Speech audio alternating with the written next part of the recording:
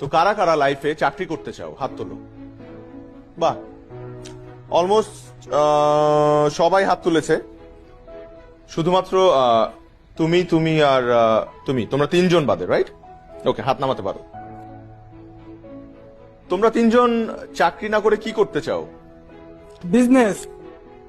Business, ওকে। তাহলে বাকিদেরকে একটা সাজেশন দেই, তোমরা আজকেই তোমাদের সিভি গুলো এই তিনজনকে দিয়ে রাখো,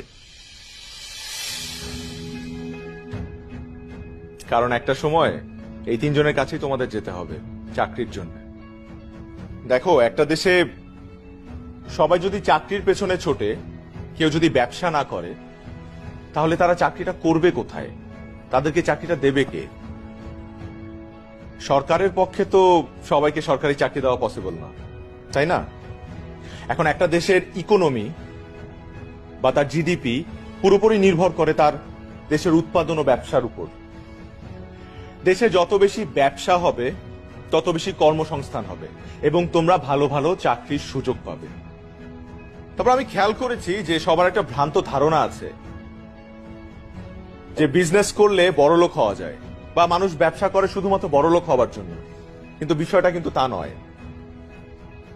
ব্যবসা না করলে নতুন আইডিয়াস জেনারেট হবে না, আর নতুন আইডিয়াস জেনারেট না হলে দেশের ইকোনমি বা দেশকে উন্নয়নের শীর্ষে আমরা নিয়ে যেতে পারবো না। তো এই কারণে বলছি যে সবাই চাকরি চাকরি করো না, মাথা থেকে ভূত ছেড়ে ফেলো, উদ্যোক্তা হও, বি অ্যান এন্টারপ্রেনার। সেখানে দেখবে যে তোমার সম্ভাবনা সীমাহীন। আমি সরি, আমি মনে হয় আবারও সেই বোরিং বক্তৃতা দেওয়া শুরু করে দিয়েছি। আর কোনো বক্তৃতা নয়, আমি আবারও আমার রেসপেক্টেবল টিচারদেরকে ধন্যবাদ জানাতে চাই আমাকে ইনভাইট করার জন্য। And thank you each and every one of you for being here.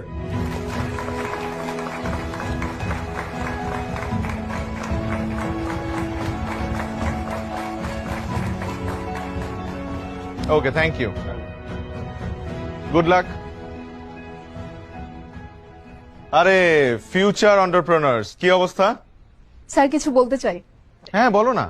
আচ্ছা দাঁড়াও, তোমরা কি আবার আমার বোরিং স্পিচ শুনে বিজনেস থেকে চাকরিতে ডাইভার্ট হয়ে গেলে নাকি?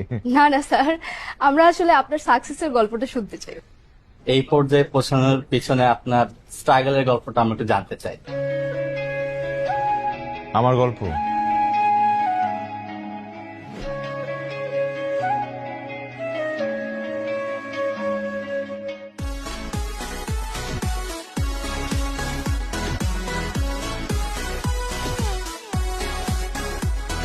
Welcome to batch number